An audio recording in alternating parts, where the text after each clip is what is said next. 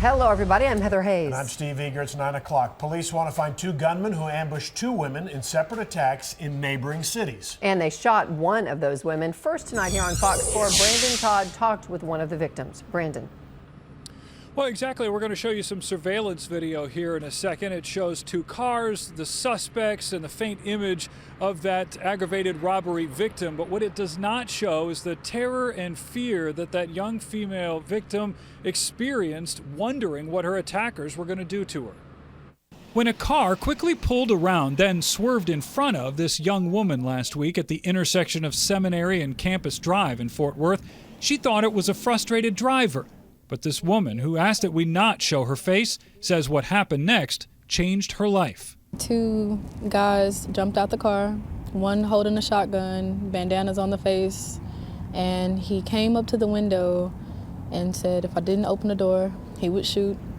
I didn't know what to do. I just froze up. So when I opened the door, they pulled me to the passenger side, and the other guy came into my car, drove to the Goodwill. Fort Worth police released this surveillance video of the suspect's car and the victim's car coming into the parking lot. It was several minutes. The suspects get out of the car and go back and forth. All the while, the victim sat terrified. I'm just thinking that I don't want to die right now. I can't believe this is happening, and why me?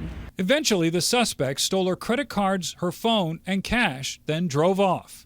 Fort Worth police say 3 days later in Forest Hill, two women in an SUV were approached at an intersection by men who were armed. But this time, those men shot one of the women in the foot. We're still investigating whether or not they intended to shoot her or something that they did that we don't know about triggered the gunshot. Detectives believe the cases are connected and both appear to be random. It's really scary because it made me think that I could have got shot if I didn't do what they said, or I could have got shot if I tried to do something different. Police hope someone will recognize the suspect's car. This young woman hopes the robbers understand the damage they did. If they knew what kind of trauma that does to you mentally, it changes you. And that's the worst thing about it all. I'm afraid to be out at night and afraid to be alone.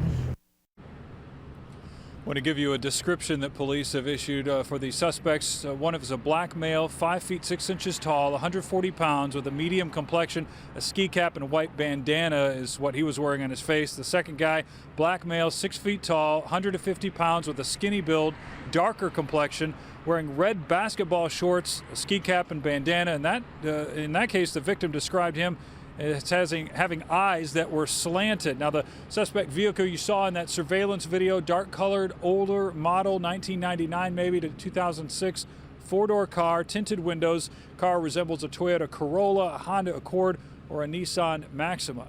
Heather? So, Brandon, people need to be on the lookout. I mean, you just feel so bad. Your heart goes out to that woman saying how she's scared to be alone. And she really was alone. Not a lot of witnesses, from what it sounds like. Well, no, there wasn't, and both of these incidents occurred around 2 o'clock in the morning. So as you can imagine, there aren't a lot of cars on the road. In fact, in that second case in Forest Hill, those women had to get in their car and drive to find an officer to report what had happened. The victim told me today that she overheard these guys as they were walking back and forth between the cars, talking about whether or not they were going to assault her.